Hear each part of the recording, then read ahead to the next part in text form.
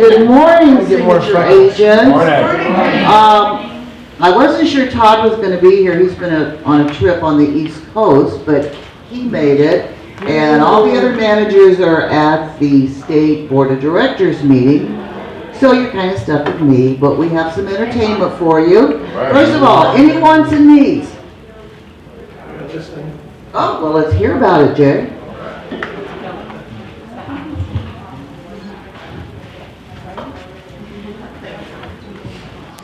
It's at 9632 Abbey Pond Ave. It's cross streets of Fort Apache and Sunset. 2,275 square feet, 4 bedrooms, 3 baths with a loft. And it's going up at 569.9. We'll be live on Thursday. Anybody else wants and needs? Oh, well, they can't hear you at home if you don't. Okay, I have a coming soon listing. It hopefully will go live on the 29th. It's at 715 North Parowan in Henderson. It's the Geodesic Dome House. It's 4,032 square feet. The whole bottom floor is a preliminary bedroom suite. It's like 1,500 square feet. It's got a pool, RV parking, a zone for horses, backs up against BLM land, and an unobstructed view of the entire valley and the strip. We're going to list it at 1.1, so I'm going to do a virtual broker open hopefully next week. Thank you. Anybody else? Roya, you're letting us down. You always have 5 listings to push. You already sold it? I can still talk about it. I'm about to give it a rest. Your choice, darling. Okay, so first up, I have my dear friend Jennifer Weinberger here, who's going to talk to you about CALV. Thank you, Janet. Hi, everyone. So, my name is Jennifer Weinberg. I am a business broker here at Berkshire Hathaway. I actually sit on the board of CALV. Does anyone know what that is or have heard of CALV? Okay. I think they're going to play a little video for you guys, and I'm just going to talk about it real quick and let you guys get on with your meeting. Thanks for having me.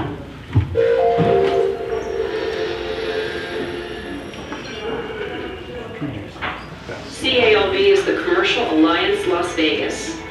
We're the commercial real estate division of Las Vegas Realtors. CALV is one of the largest organizations in Nevada for commercial real estate professionals. We offer all kinds of benefits to our members. They include education, networking, and shaping positive public policies. We also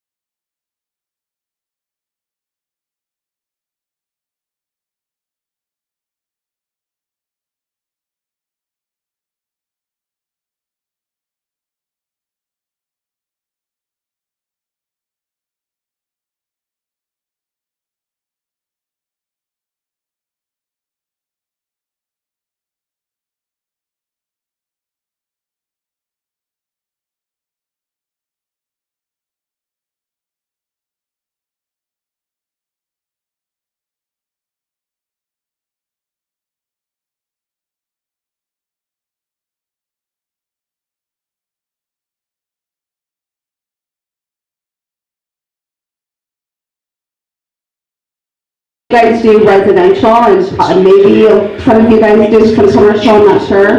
But basically what CALV is, it's a commercial alliance, so we're like you guys, but on the other side for LVR. And we really encourage residential agents to come in and join us.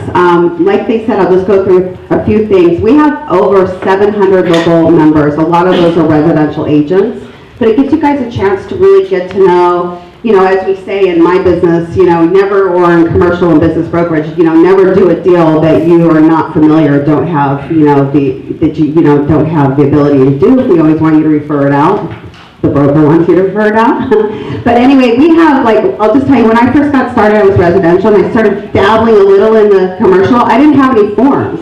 So we have AIR forms, if anyone's ever heard of them, and they're all on our website. So it's a great organization. I hope you guys can always come down and meet us at any board meeting too.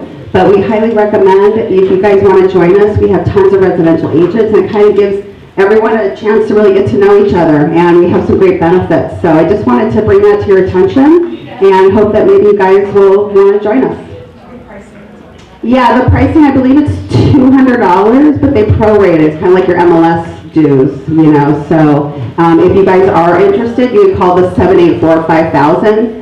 Stephanie Hill, but you could just say, oh, CALV, can I talk to somebody? And they'll connect you to her. But everyone is really nice down at the real estate, you know, LBR, if you guys want to get some more information. So, any questions for me? No? We hope to see you guys all joining. Thank you for having me. Thank you, Jennifer, and yeah, the question is, do we allow you to do commercial? And the answer is no, not if you haven't done commercial. You don't know what you're doing. You're not covered by our E&O insurance, and the deductible is different on the E&O insurance, and there's a commission split on commercial, so if you don't know what you're doing, refer it to a commercial agent. So next, Prosperity Lending, our own Shelley.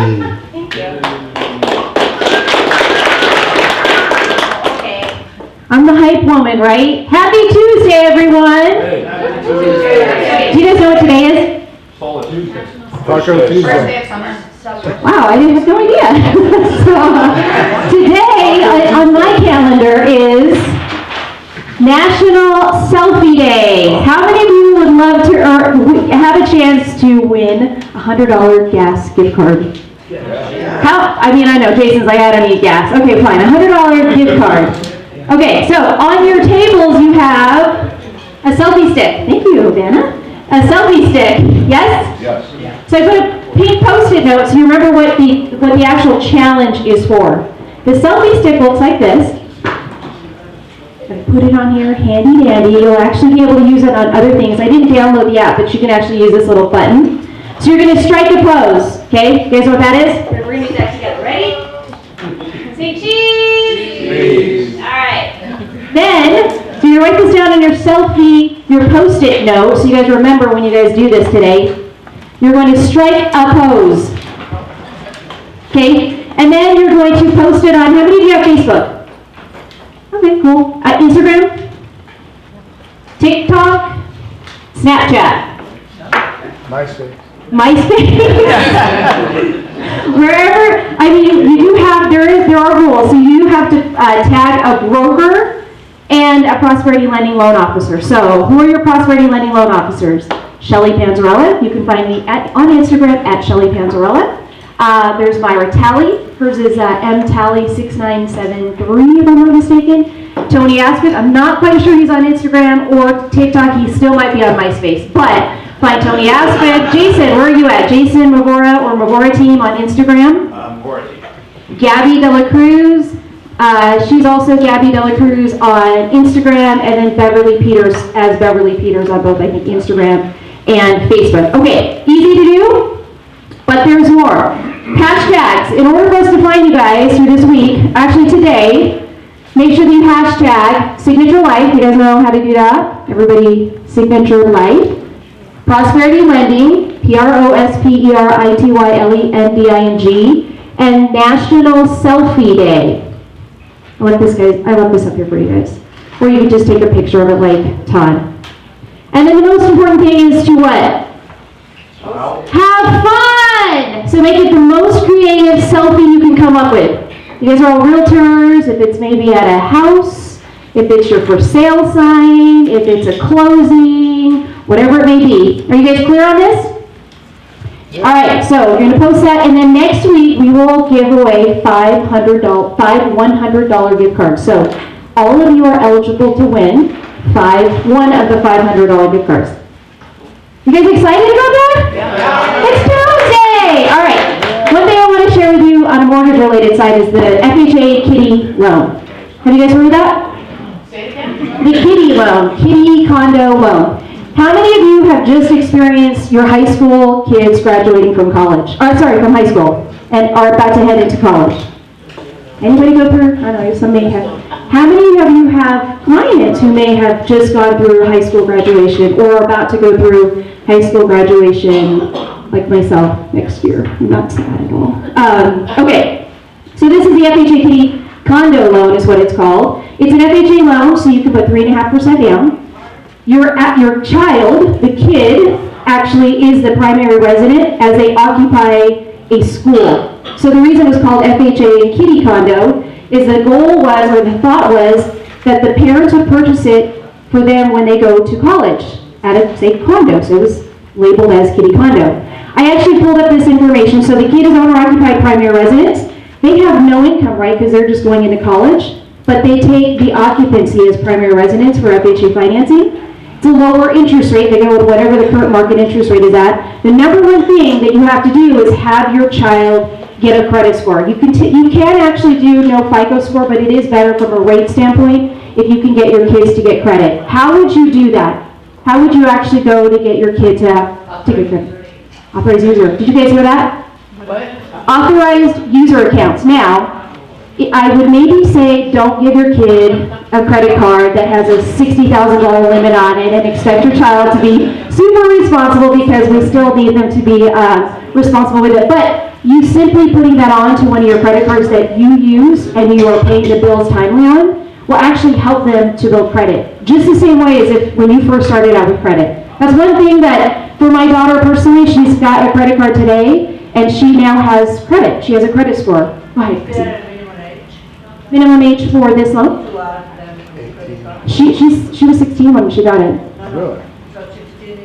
I don't, whatever your credit card servicer is, but I don't know what the minimum age would be. I would ask definitely like your credit card. I think ours is Discover, so she's on her credit card there. Okay, you are a non-occupant co-borrower, so you technically have to be able to afford the mortgage payment with them. The other thing is, so I went through this scenario with a UNR parent, will be a UNR parent. His kid has graduated from high school or heading up to college. And so there's a sales price out there of $554,000. The max loan amount for FHA in Reno, Washoe County, is $534,750. So they found a home roughly $555. It's a 5-bedroom, 3-bath home. How much do you think student housing is there? A lot. Average $1,000 a month? Would you say? At least, okay. How many kids do you think you could cram into? This would probably be a living life, right? If they was like 10. But imagine if you just gave each of them 1 bedroom. Like that's mansion in their room and board type living, right? So let's just say 5. So if you got $1,000, not including your kid, you probably don't want to charge your kid $1,000. Let's just say 4 of the 5. Okay, so $4,000. If you did the financing on that based on an FHA loan, I just did the rate at 5.75 because it's a lower rate. That total payment is $3,475. What do you guys see there? If you have a $4,000 housing rental from your students. Cash flow, positive cash flow. So, for any of you who are thinking about doing this for your children, maybe they're still babies today and you need to get them ready for this wherever they go to college. Or for those of you who have clients who are potentially going to see this, imagine if you know that you've got a client that actually has a kid who's maybe 16 or 17 years old and they're preparing to go to college. This is a question that you'd be asking them. Hey, have you guys thought about if they're going to go to college, what they're going to do? Do they have to move out of state for the? No, they could be here.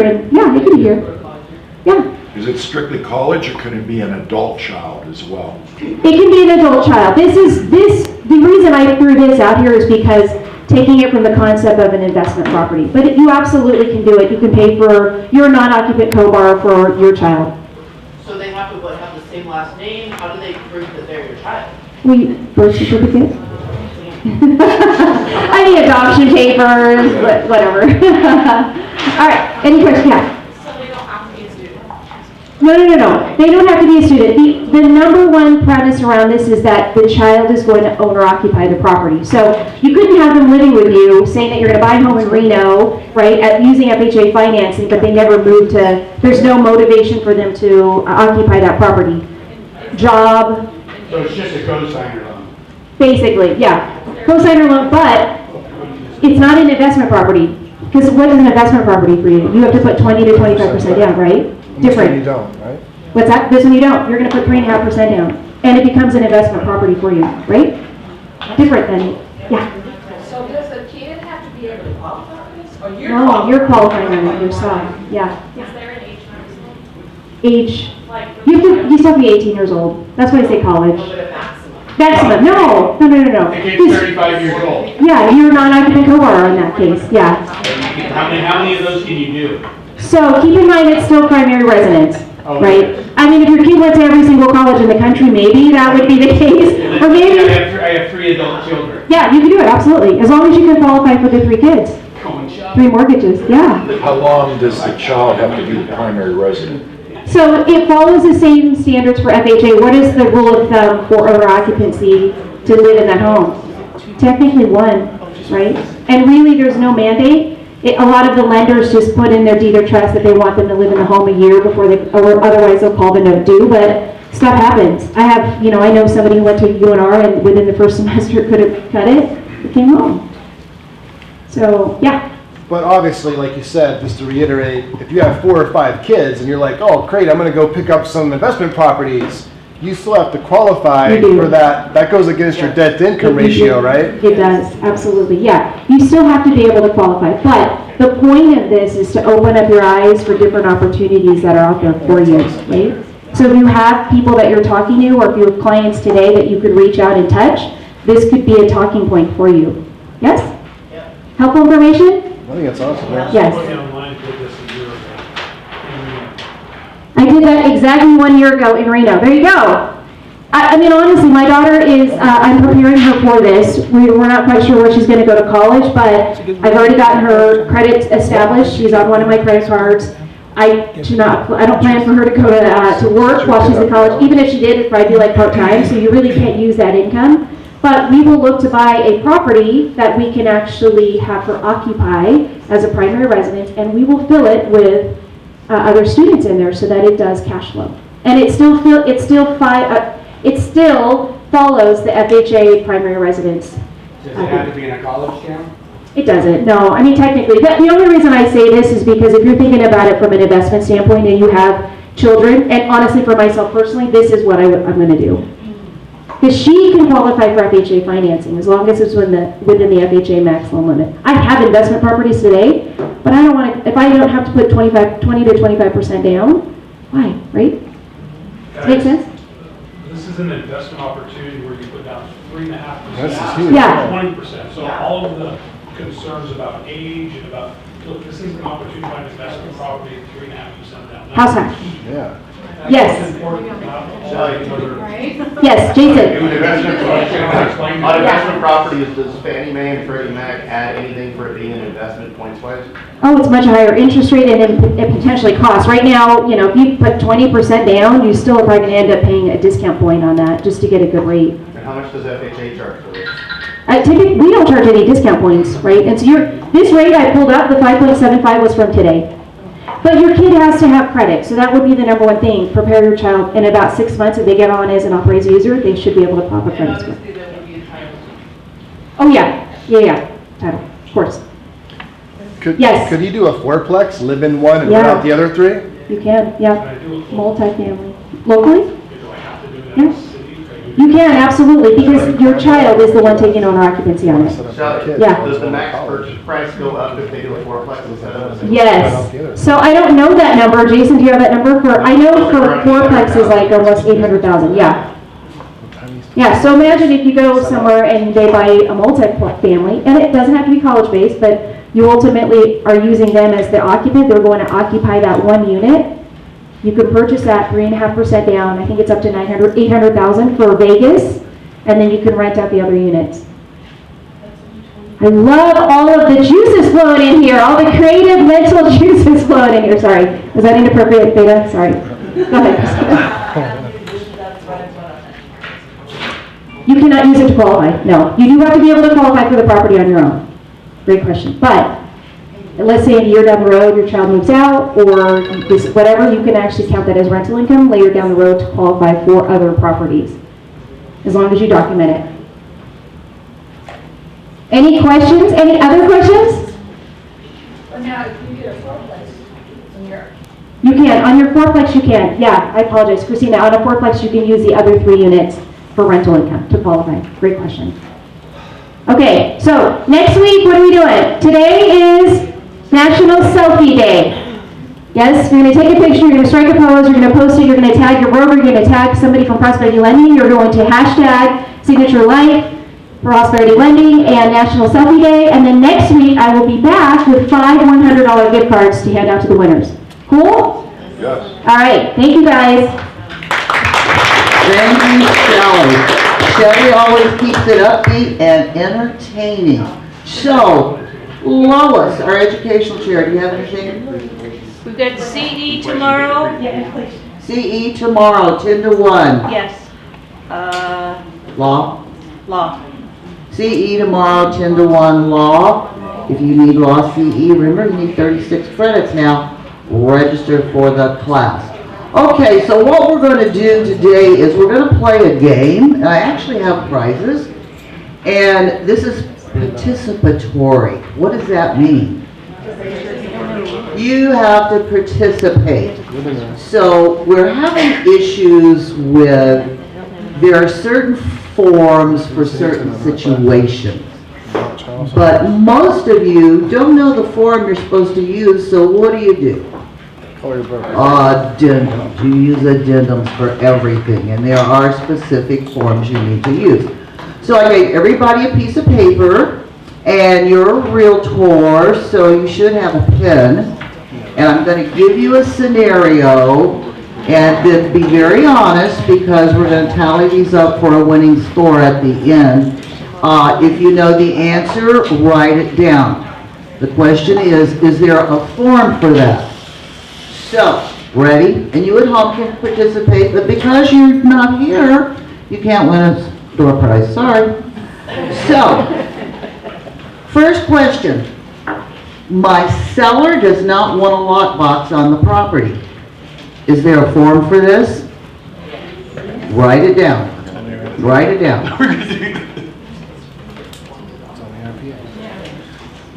Okay, is there a form for this? What is it? Listing agreement. It's in the listing agreement. You don't need a form. It's right there in the listing agreement. Yay, Christina. Okay. My buyer has agreed to pay my broker admin commission. Is there a form for this? Write it down and then holler out the answer. Yes. Yeah, all right. What is it? The buyer's notice Buyer brokerage agreement, and it also goes On the listing agreement. on the agreement. On the listing agreement. Okay. My seller wants to stay in the property for 7 days after close of escrow. Is there a form for this? post-possession. The addendum to RPA post-possession. Good. Okay. Wait, if we're giving out all the answers, how are we leaving? All right, don't holler out the answer until like 10 seconds have passed and they have time to write it down. Participation. Okay. My seller has agreed to a really low price for his property and therefore wants to reduce commissions. The other brokerage has agreed. Is there a form for this? There is. Write it down. Commission instructions.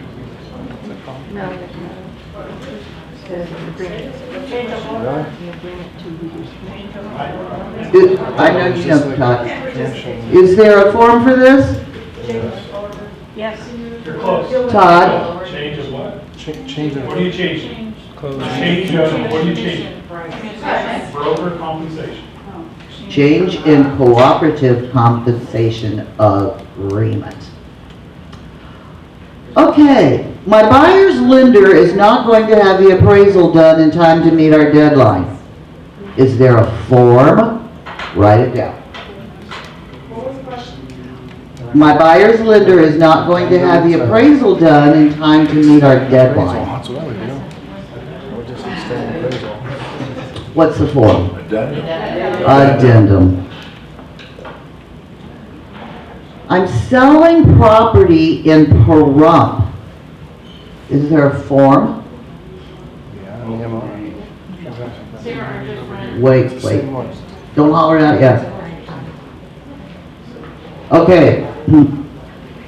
There actually could be two forms.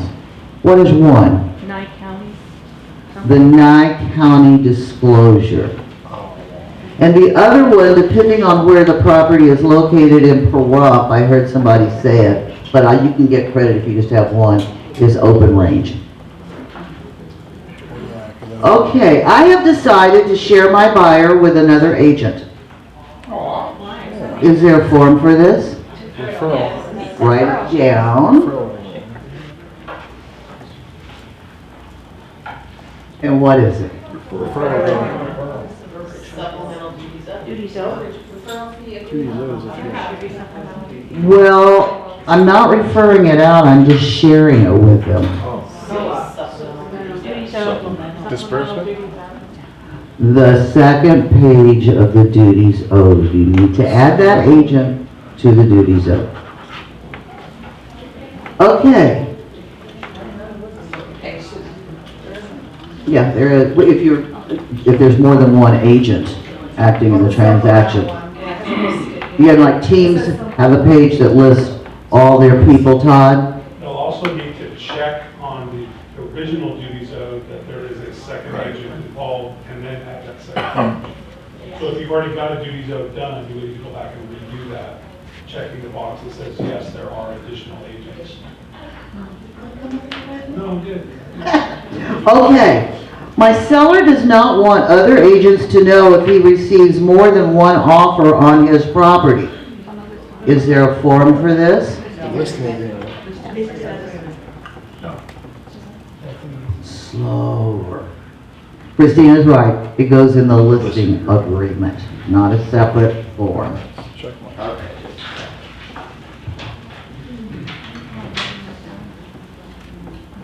My buyer is wiring the EMD to title. Is there a form? Yeah, the RPA. Do I answer that? That's all I have. What's the form? It's on the RPA. Wire fraud disclosure. Well, that's for fraud. Wire fraud disclosure. You didn't say Is that what you fraud. said? You said is there a form just for wiring that? Okay, Well, but you also need to include the wire fraud disclosure. can I make a That suggestion? goes out Yes, you there may, anyway. Todd. You should be getting your wire fraud disclosure signed at exactly the same time you get your duties owed signed. Can you hear me? Yes, You we should be can. getting your wire fraud disclosure signed, because there's one for the buyer side and there's one for the listing side. They should be getting signed at the same time you get your duties owed signed. Okay. My buyer has decided that he really does not want to spend the money for a home inspection because he's very handy. Is there a form for this? All right, write it down if you know. And the answer is Yes. For the protection. What form? for your protection notice. For your protection, get a home inspection. That goes out no matter what anyway. So they do it, yeah. Okay, my buyer speaks limited English, so I have a Spanish-speaking person in the office help translate the hard parts for me. Is there a form? No. Commission is supposed to be paying them. Yes. Yes. Yes, there is. What is it? It's called the Interpreter Translator Agreement. I'm gonna do that. That's on our list. All of these are on Transaction Desk. They're also now on Remind Docs. And just a reminder to you, those of you who love Transaction Desk and you hate Remind, Transaction Desk will be gone September 1st. So if you haven't been to take a Remind Docs class, I suggest you do. Okay. My seller only wants to pay to have the property put on the MLS and says he will handle everything himself. Is there a form for this? Yeah, go do FISBO. Yes, there is. What is it? Go play in the I street. would call it a referral form. Well, you'd be wrong. So go play in the street for him. No, Lois? Listing agreement. How's that listening? No. I want you to listen. Is the authorization to negotiate directly with the seller. My buyer wants the refrigerator, washer, and dryer, but they are not listed on the MLS printout as staying with the property. Is there a form for this?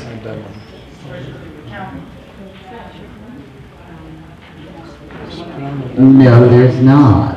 Where does it go? Additional terms. On the purchase agreement. You couldn't put that on an addendum later? You could later, I The guess. original offer, just put it on. But it goes right on your, if your buyer says, I want that refrigerator, washer, and dryer, I don't have one, and I can't afford to buy one after I pay my down payment and pay my closing costs, I want it.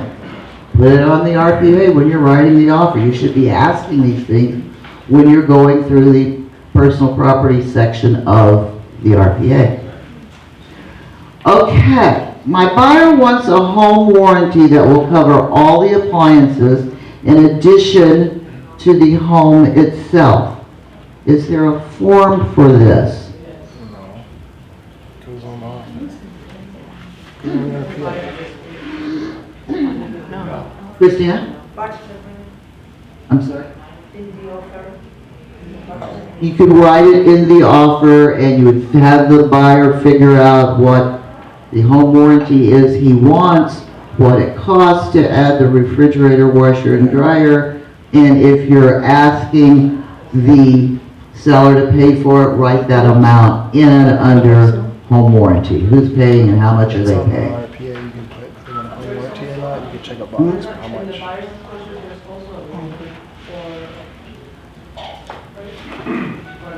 A waiver? No. What? Yeah, but he wants it covered. Yeah. Okay, so my seller's house was built in 1970. Is there a form I need? Yes. Lead-based people. Ah. Wow, that woke everybody up. Yes, there is. Lead-based paint disclosure. And do you know that lead-based paint is the only federal disclosure we have? And failure to provide that disclosure in the little pamphlet that goes along with it is an $11,000 fine. And it tastes good too. Those chips taste good. Oh, num num.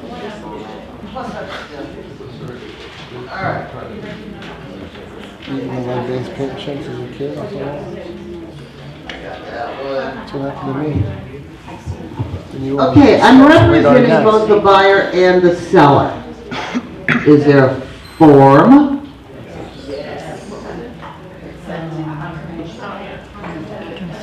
The consent to act. And then it would also go on your RPA under confirmation of agency. Well, every party would get a duties owed and they both get a consent to act. My seller is willing to leave all his appliances, including washer, dryer, and refrigerator. Is there a form for this? Yeah, listing agreement. Put it on there. No, you write it in the listing agreement. So that I can go. My seller is subject to FERPTA, Yeah. Foreign Investment, I forget, real estate practitioner, something, something. Is there a form for this? If your seller is subject to FERPTA? Check the box. No. Really? Well, the correct answer is no, there's not a separate form. It goes in the listing agreement when you take the listing, and there's also a portion in the RPA where they have to check if they are subject to FERPTA. I just checked the box on the RPA list. My seller and I have a real personality conflict, and he wants to cancel, and I don't care. Is there a form for this? Yes. All with conditions. Yep. What? cancellation. Yes, there is. Yeah, you can do it. What's it called? You can do conditional or unconditional. No. It's a cancellation. It could be a withdrawal, but there's also a form called early termination of listing agreement. Never let them out. Let me point out that the early termination of listing agreement form does not allow you to remove the property from MLS. So you, in addition to that, also need the withdrawal form because that's the one that says you can take it off the MLS. The early termination of the listing agreement just terminates it from our brokerage, but it doesn't address MLS. So you would need both forms. Okay, So Ma- every determination of which one would be? both. Well, early termination of listing agreement would terminate the listing with the brokerage, as Todd said, but it's still gonna be on the MLS till you get a withdrawal of listing agreement for MLS. My seller lives in a CIC, and there are fees and SIDS. Is there a form for this? Yes. It's on the, No, Christine is correct. It goes in the listing agreement.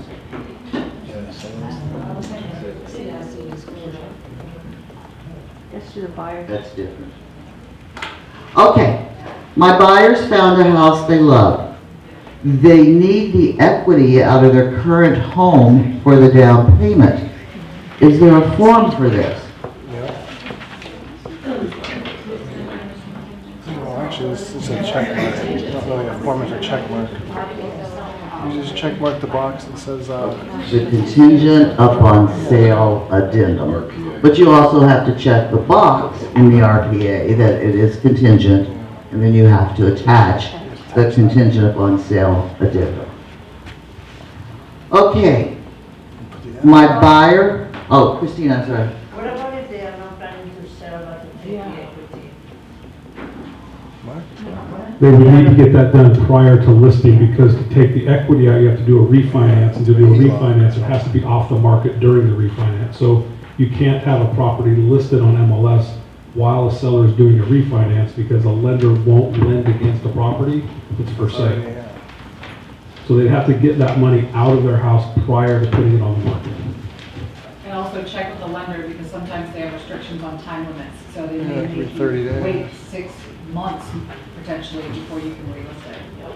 So make sure that that's. well, they just get something charged they ask. back. Okay, my buyer is having second thoughts and wants to cancel his residential purchase agreement. Is there a form for this?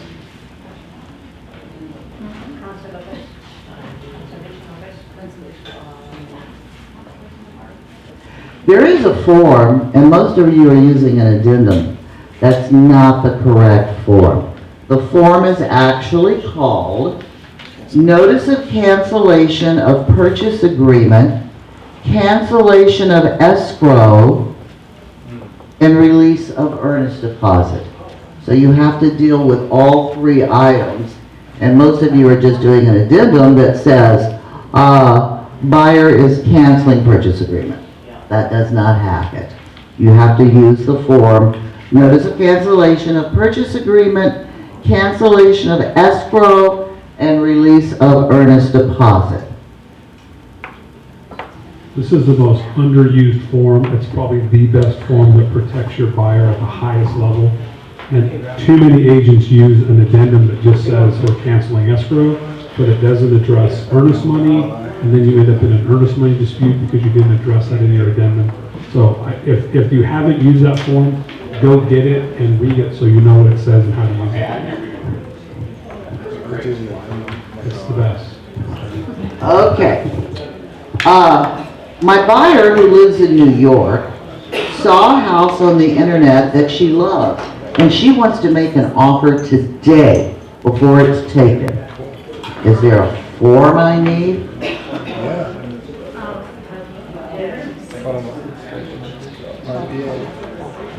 For what? What's it called? Dump them all. Really? Lois, the star student. Hold harmless. The hold harmless agreement. because she hasn't seen it, so you don't want her to get here and then say, oh, I really don't like this, and back out, and be mad at you.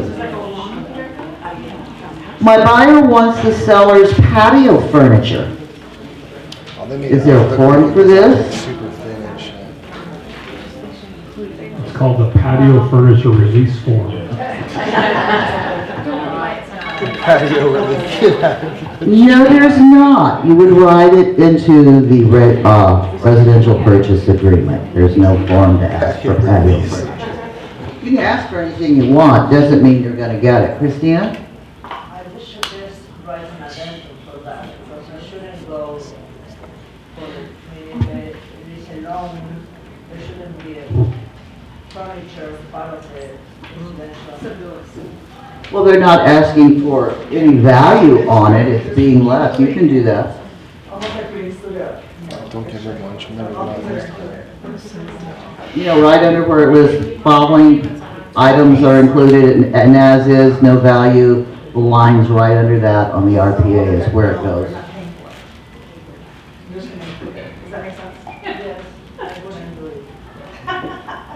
Okay.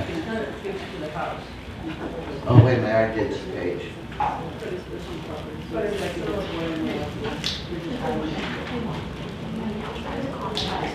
My seller was involved in the Kitech Plumbing construction defect lawsuit and has had all the plumbing repairs done.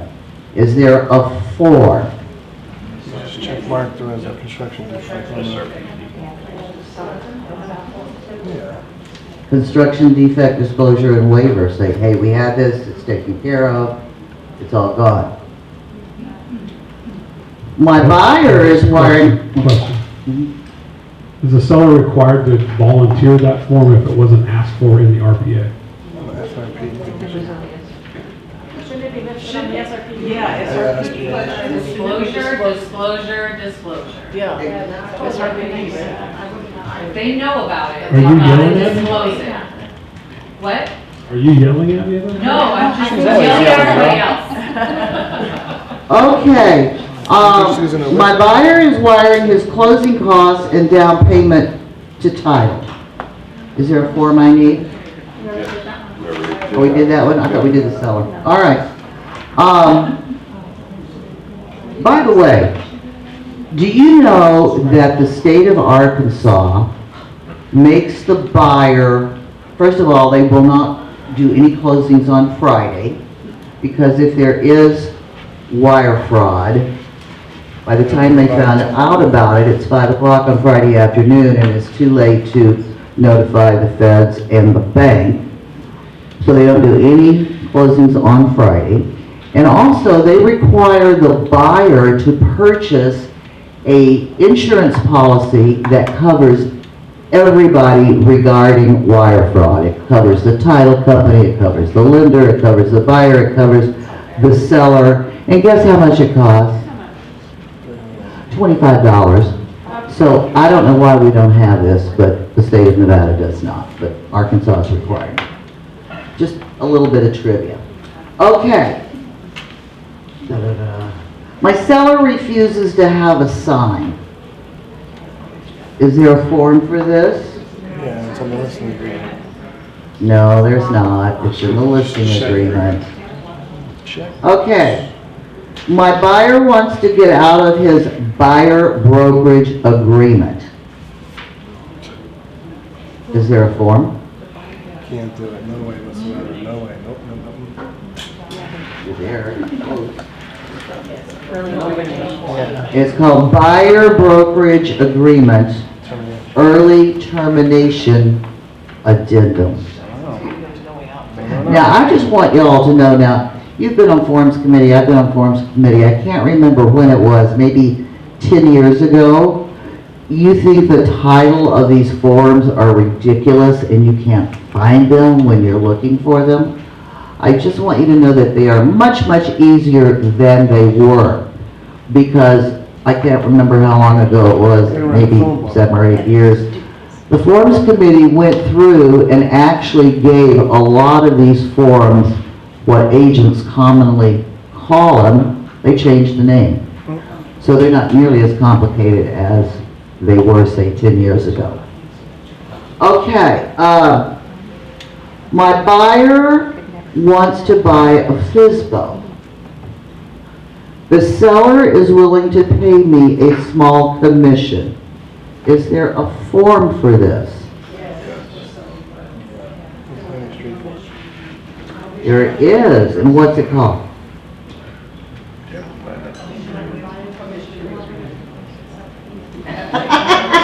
For sale by owner commission agreement. Yeah, exactly. Well, it's actually called Commission Agreement for FSBO / non-MLS. Now that one's on Transaction Desk, and I will tell you, we have one, if you've been on the website, mysignaturerealestate.net, we have all forms that we might use that are there for your benefit. I have one that I sort of plagiarized and revamped years ago. It was a 3-page form written by an attorney, and I made it 1 page and put it in language your average 5th grader can understand, and it's called Irrevocable Commission Agreement, and it's on that website. So you can use either one. The commission agreement for FSBO non-MLS is actually on Transaction Desk. Okay, I did this one. Hold on 1 second, in case one I dropped on the floor.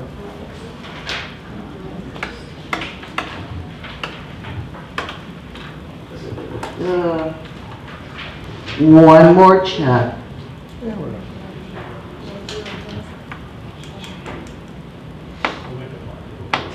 And that's it. So,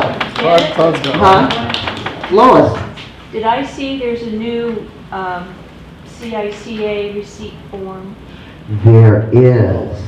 And there is a new CIC receipt form. You don't have to have you or your buyer go initial everything down, which by the way is supposed to be initials, not check marks. Right. And say, yes, I got this, and I got this, and I got that. It's now a 1-page form. Makes your life much easier.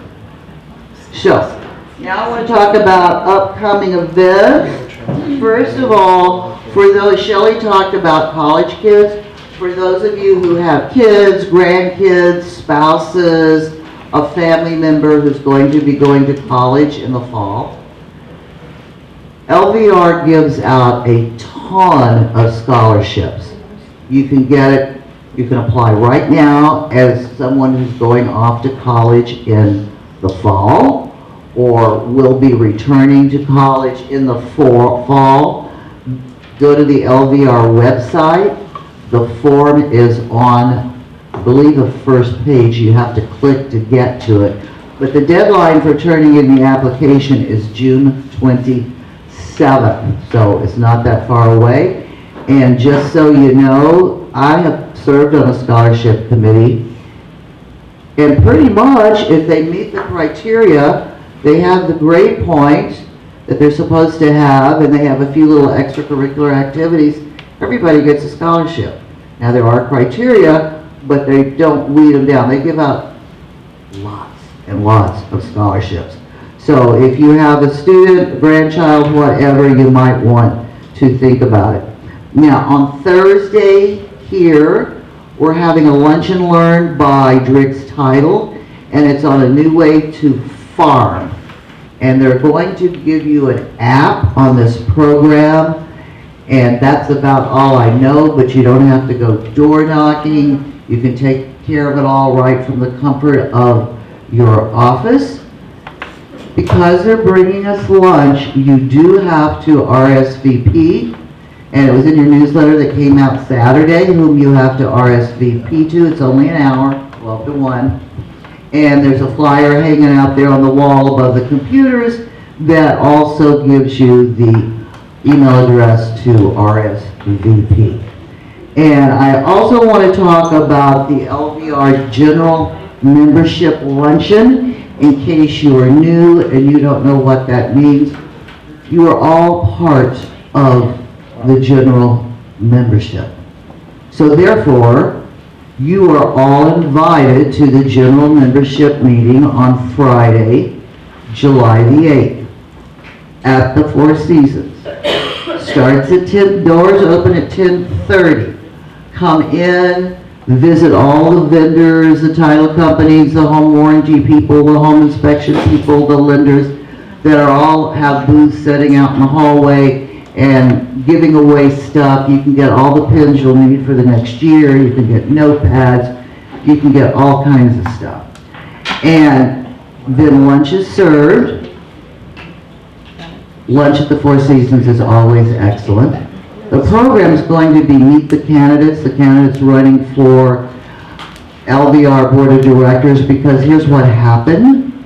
Years ago, we used to announce who was running in July, and the election was until September, and it dragged on forever. And then we changed it where there was only a 4-day voting period, and it was in September. Well, NAR has changed the way that they do things, and now because they want to know who the NAR Board of Directors are going to be, they want your elections over soon. So our election's going to be in July. You're going to meet all the candidates. They'll all get to give a little spiel. Lunch will be wonderful. After lunch, there's a free CE class. So you can either call LVR and ask for Michelle and make your reservations, or you can go online to LVR under events and register. Now, it will cost you $35 to reserve your spot, because if you don't have anything invested, you may not show up.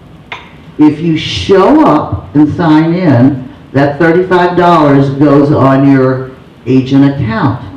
So when your fees are due, you'll have a $35 credit. And if you don't show up, you lose your $35.